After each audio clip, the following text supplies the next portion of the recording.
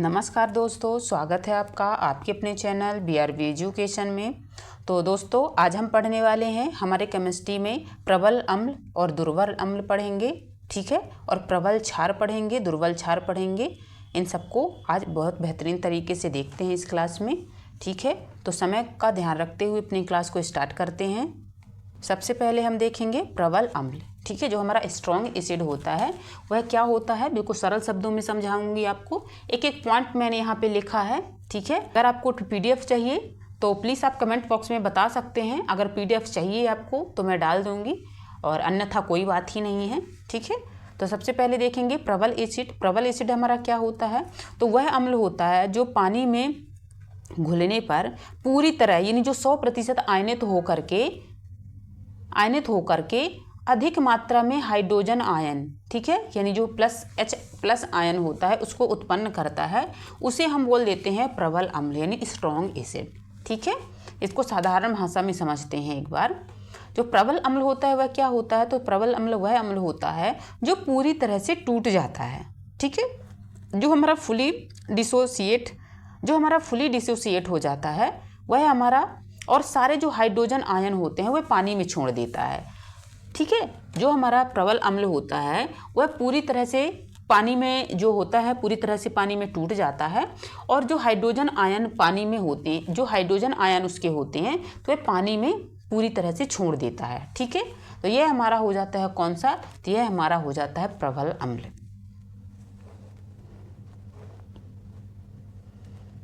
इसकी व्याख्या में देखते हैं कि जब कोई अम्ल पानी में घुलता है तो वह इस प्रकार से आयनित होता है, जैसे कि हमारा यहाँ पे है, ठीक है। ये अगर हम पानी में इसको घोल रहे हैं तो ये हमारा H+ हो जाता है और ये हमारा A- के रूप में अलग निकल रहा है, ठीक है।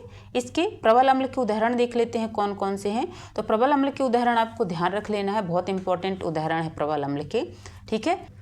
HCl हो जाता है। जो हमारा प्रबल अम्ल होता है, तो प्रबल अम्ल का हमारे जो होते हैं उसमें प्रबल अम्ल ये अकार्बनिक एसिड होते हैं, ठीक है। जो प्रबल अम्ल होते हैं यह अकार्बनिक एसिड होते हैं, अर्थात जिसमें कार्बन की मात्रा नहीं होती है वह सभी हमारे प्रबल अम्ल के अंतर्गत आते हैं, ठीक है। ये पॉइंट एक्स्ट्रा आपको ध्यान रखना है। और कुछ इसके अपवाद हैं, 1-2 हमारे ऐसे एसिड हैं जो इसके अपवाद है, ठीक है। बाकी जो हमारे सभी एसिड हैं वह हमारे प्रबल एसिड के अंतर्गत आते हैं जिनमें कार्बन की मात्रा नहीं पाई जाती है, ठीक है, अर्थात अकार्बनिक होते हैं। जैसे कि यहाँ पे देख पा रहे होंगे ये हमारा हाइड्रोक्लोरिक एसिड हो जाता है, ठीक है। इसमें यहाँ पे कार्बन की मात्रा नहीं है। सल्फ्यूरिक एसिड में यहाँ पे भी नहीं है, नाइट्रिक एसिड में भी नहीं है, हमारा हाइड्रोब्रोमिक एसिड में भी नहीं है, ठीक है। और हाइड्रोयोनिक जो एसिड होता है उसमें भी नहीं है, ठीक है। ये सब में आपको कार्बन की मात्रा नहीं दिख पा रही है, ठीक है। तो जितने भी हमारे अकार्बनिक एसिड होते हैं उनमें कार्बन की मात्रा नहीं पाई जाती है। आगे देखते हैं प्रबल अम्लों के कुछ महत्वपूर्ण गुण देख लेते हैं, उसकी प्रॉपर्टीज देख लेते हैं, कौन कौन से गुण प्रबल अम्लों में पाए जाते हैं। तो पहला है हमारा पूर्ण आयनीकरण, ठीक है। जो हमारा प्रबल अम्ल होते हैं ये पानी में पूरी तरह से घुल जाते हैं और H+ आयन में बदल देते हैं। ये पानी में घुल जाते हैं पूरी तरह से और घुलते ही H+ आयन में बदल जाते हैं, ठीक है। दूसरा है हमारा उच्च विद्युत चालकता, यानी जो अधिक H+ आयन होने से ये विद्युत के अच्छे चालक होते हैं, ठीक है। जो हमारे प्रबल अम्ल होते हैं इनमें जो होता है तो H+ आयन की मात्रा अधिक होती है, ठीक है। और जब अधिक होगी H+ आयन की संख्या तो इसमें जो होता है इसमें विद्युत प्रवाह अच्छे, जो विद्युत के ये अच्छे चालक माने जाते हैं, ठीक है। तीसरा है इसका pH मान। अब pH मान जो होता है जो 1 से 3 के बीच में होता है। जो प्रबल अम्ल होते हैं हमारे उनका जो pH वैल्यू होती है वो 1 से 3 के बीच में होती है। चौथा है संक्षारक, ठीक। संक्षारक में है त्वचा, कपड़े और धातुओं पर तीव्र प्रभाव डालते हैं ये संक्षारक, ठीक है। पांचवा है लिटमस पर प्रभाव, ये नीले लिटमस को लाल कर देते हैं। और छठा है क्रियाशीलता, ये धातुओं के साथ तेजी से प्रतिक्रिया करते हैं और हाइड्रोजन गैस निकालते हैं, ठीक है। जो हमारे प्रबल अम्ल होते हैं यह धातुओं के साथ में क्रिया करके हाइड्रोजन गैस निकालते हैं। और सातवां हो जाता है अम्लीयता का प्रभाव, तो ये अन्य पदार्थों को जलाने या ऑक्सीकृत करने में यह सक्षम होते हैं, क्योंकि ये बहुत प्रबल एसिड होते हैं तो यह किसी भी पदार्थ को आसानी से जला सकते हैं, ठीक है। तो ये सभी हमारी क्या हो जाती हैं, तो ये सभी हमारी हो जाती हैं स्ट्रॉन्ग एसिड की प्रॉपर्टीज, ठीक है। आगे देखते हैं, इसके उदाहरण देख लीजिएगा यहाँ पे, ठीक है। जो हमारे स्ट्रॉन्ग एसिड हो जाते हैं इनके उदाहरण में क्या है कि जब हम इनकी अभिक्रिया करवाते हैं तो ये हमारे अलग हो जाते हैं, ठीक है। हमारा H अलग हो जाता है, Cl अलग हो जाता है। ऐसे ही हमारा सल्फ्यूरिक एसिड में होता है कि H अलग हो जाता है, SO2 अलग हो जाते हैं, ठीक है। यहाँ पे मैंने एक्स्ट्रा पॉइंट डाला हुआ है। ये जो प्रबल एसिड होता है ये हमेशा वे अम्ल होते हैं जो पूरी तरह से टूट करके अधिक मात्रा में H+ आयन देते हैं, इसीलिए वे अत्यधिक संक्षारक और सक्रिय होते हैं, ठीक है। ये अधिक मात्रा में H+ आयन जो देते हैं ये पूरी तरह से जो टूट जाते हैं और टूट करके H+ आयन की अधिक मात्रा देते हैं, जिससे जो इनकी जो संक्षारक होती है, ठीक है, इनमें संक्षारक और जो सक्रिय होते हैं ये अधिक होते हैं, अत्यधिक होते हैं। और इनमें जो विद्युत चालकता होती है ये विद्युत चालकता खुद से प्रवाहित होने देते हैं, ठीक है। आते हैं दुर्बल अम्ल, ठीक है। जो हमारा वीक एसिड होता है वह क्या होता है, तो दुर्बल अम्ल वह अम्ल होता है जो पानी में घुलने पर पूरी तरह से आयनित यानी विघटित नहीं होता है, ठीक है। ये दुर्बल अम्ल है। तो दुर्बल अम्ल जो प्रबल अम्ल हमने देखा तो यह पानी में घुलने पर यह पूरी तरह से खुद को उसमें जोड़ लेता है, ये पूरी 100% वो आयनित हो जाता है, ठीक है। जो हमारा दुर्बल अम्ल होता है यह पूरी तरह से आयनित नहीं होता है, यानी पानी में पूरी तरह से नहीं घुलता है, ठीक है। यानी यह थोड़ा जो होता है यह हाइड्रोजन आयन थोड़ा सा देता है, यह अधिक हाइड्रोजन आयन नहीं देता है। जैसे हमारा प्रबल एसिड जो था वह अधिक मात्रा में H+ आयन दे रहा था, लेकिन यह कम मात्रा में H+ आयन दे रहा है, ठीक है।